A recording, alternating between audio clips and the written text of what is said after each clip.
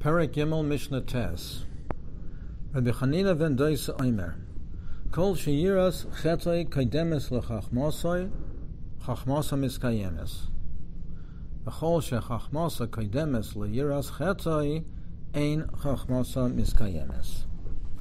Huaya Omer. Kol shemaasa merubim mechachmosoi, chachmosa miskayemes. V'chol shechachmosa meruba mimaasav, ein chachmosa miskayemes. The Sefer of the Mishna, Rav Chanina ben Doisa says, a person who his maisa are greater or more than his chachma, than his learning, then his learning will have a kiyam, will be miskayemes, will endure. But anyone who his chachmasa is more than his maisim, he learns much, he has great learning, but not so many maisim, he doesn't perform so many mitzvahs, ein chachmasa miskayemes. The question is asked by many of the Meforshim, what does this mean? Kol shemaisev merubim mechachmas. He has more maisim mitzvahs, more performance of the maisim mitzvahs, the mitzvahs, the deeds of the mitzvahs, more than his chachma. How can that be? A person can only perform a mitzvah. A person can only be mekayim a mitzvah, kil chosa, if he knows the halacha. If he doesn't know the halacha, if he doesn't know what to do, if he doesn't know how to do it, he can't perform the mitzvah. What does this mean? Kol shechachmasa meruba memaisev, kol shemaisev meruba mechachmasa. What does that mean? Kol shemaisev meruba mechachmasa. How can it be that he has more maisim than chachma? If he doesn't have the chachma, if he doesn't have the Torah, if he doesn't know the halacha, he cannot perform the ma'aseh mitzvah. Rabbeinu Yain answers. He says that a person is considered that he has a ma'aseh when he performs the ma'aseh mitzvah, the action of the mitzvah. But he says a big chiddush. He says, in addition, if a person is mekabel upon himself, he takes upon himself that he will perform these mitzvahs. If he takes upon himself, he's makabel on himself, that he will do what the Torah commands him to do. If belev sholim, he accepts on himself that whatever the halach is, whatever the Torah says, he's going to perform it, then it's considered like he has a ma'aseh. It's considered like a ma'aseh. Of course, he still has to perform the actions, but he has a ma'ila. He has the schos of a ma'aseh mitzvah, of an action of performing the mitzvahs. If he's mekabel on himself, belev sholim, wholeheartedly, that he will perform all of the mitzvahs in the Torah, unquestionably, whatever he's commanded to do, it is considered like he has the schos of the ma'aseh. So therefore, kol shemaiser merubim mechachmos, if he has the Kabbalah, that he's going to learn and apply all that learning to himself, then chachmas miskayemes, his learning will have permanence, will be endure, will have a kiyum. If he learns without a full acceptance, so his chachma is meruba mimaisav, then there's no kiyum. And he proves it from Na'aseh and Nishma. Klal Yisrael said, Na'aseh and Nishma, we are going to perform, and then we're going to hear. Well, if you don't know what to do, how are you going to perform it? Na'aseh and Nishma. How can you be makdim the asiyah to the shmiyah? What it means, of course, is we accept upon ourselves wholeheartedly that whatever it is that we're told, we are going to perform it. And that's considered like you have the schos of performing it. So that is the explanation of Maisa Meruba Mechachmas. But what is the explanation of Chochmasa Miskayemes? Where do we see that the Chochma will endure?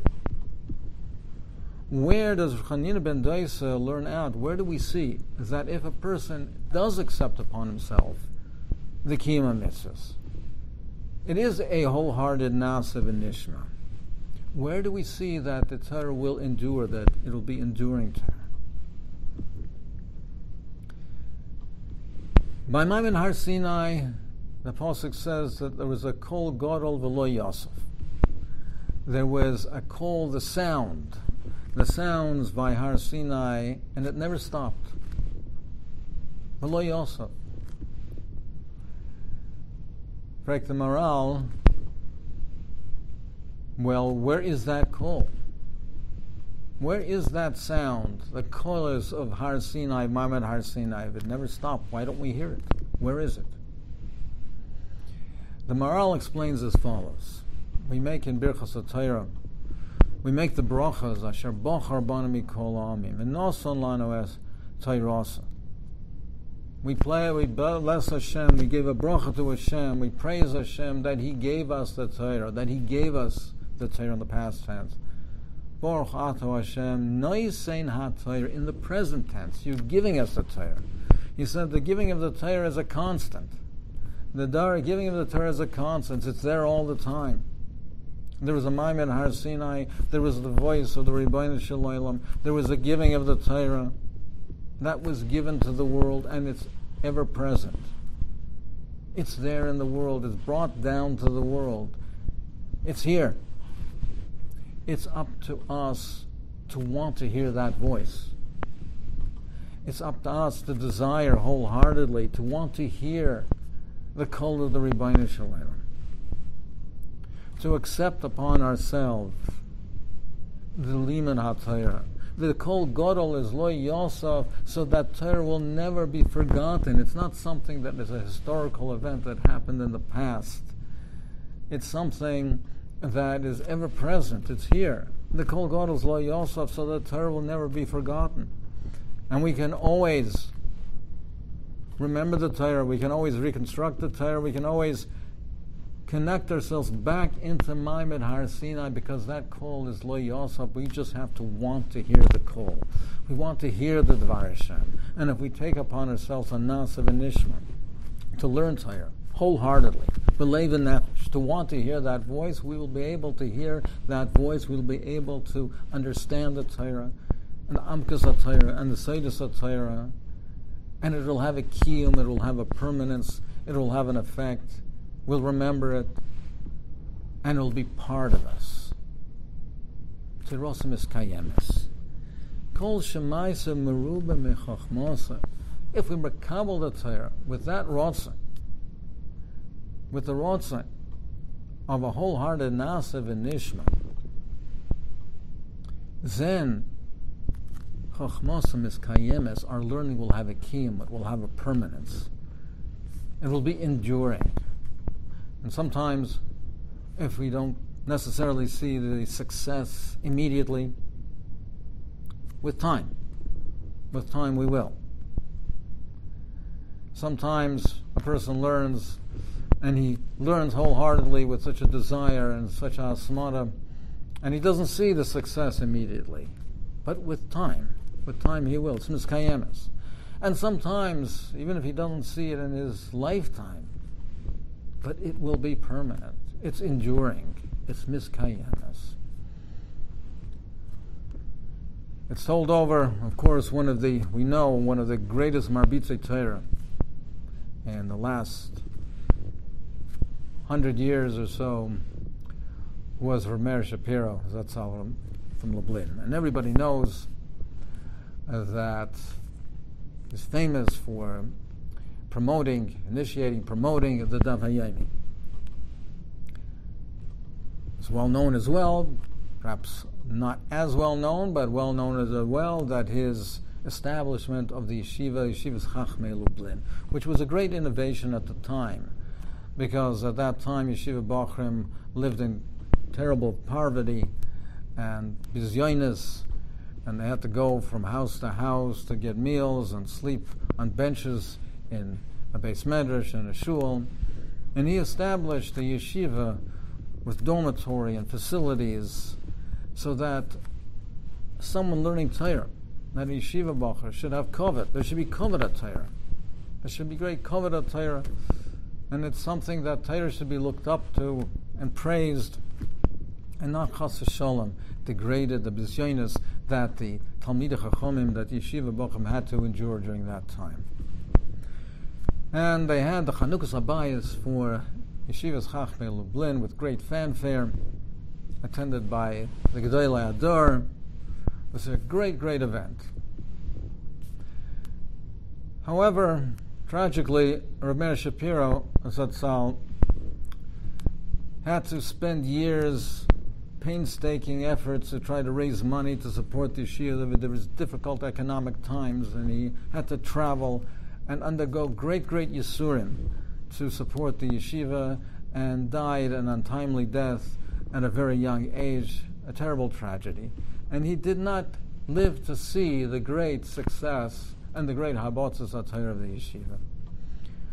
On one of my frequent visits to Harav Again, Rav Aaron Leib Shteiman Zatzal, Schusa Yogan Aleinu, I asked him,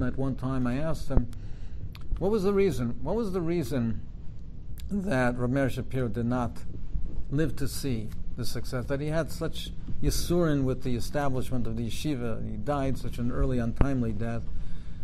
And he said, Mustama, it was because of the fanfare and the publicity and all of the kavod that was there for and the Ein Hara was shlit. In a similar vein, the Church of a Rebbe Zatzal once asked Reb Meir Shapiro that, isn't he worried about Ein Hara? They make such an elaborate Chanukah Habayis for the yeshiva, isn't he worried about Ein Hara? And he answered, the luchos harishonos were given with koilos u'brakim. The first luchos were given with koilos u'brakim and great fanfare, and the whole world tzittered with a great, great, huge event and great commotion.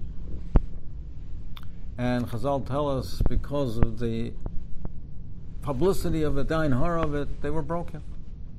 The second luchos were given b'tzina, modestly, quietly, and they endured. Frekt Reb Meir Shapiro, Rabbi Shalom certainly knew that it was koilos u'brakim, and it was susceptible to Ein Hara, and that they will be broken. So why did the Rabbi Shalom give the first luchos in that manner? To make it susceptible to the Ein Hara and to be broken? And he answered that, yes, it was the risk of Ein Hara and the risk of being broken because of the koilos u'brakim, but the world needed the koilos u'brakim. The world was full of kfirim. There was no amun in the Rebbeinu Shalom of belief in the Torah, of understanding that there's a Rebbeinu Shalom that rules the world and he's giving a Torah, so the world needed the koilos u'brakim to make the world understand and believe there's a Torah and there's a Rebbeinu Shalom. And even if it meant risking the luchos and that they might get broken, it's something that was necessary. And so the first luchos were given in that manner because the world needed it, and even though it put the luchos themselves at risk. So Reb Meir Shapiro Zatzal answered, the world is not mechabed the Torah. The world is not mechabed Talmidei Chachamim. The world needs kavod Torah. The world needs this kavod Torah, and he said that he was prepared to give the world this kavod Torah, even though he put himself at risk. Even though it would be putting himself at risk, but the world needs this kavod Torah. And Kachava, the great tzaddik, he put himself at risk. And he died an untimely death. But he instituted kavod Torah, an acceptance of the Torah, Chachmasa miskayemes, and it endured because the Kavod Torah that he instilled in the world lives on today, and we see it daily. With his Mesiras Nefesh, Chachmasa miskayemes, it endures.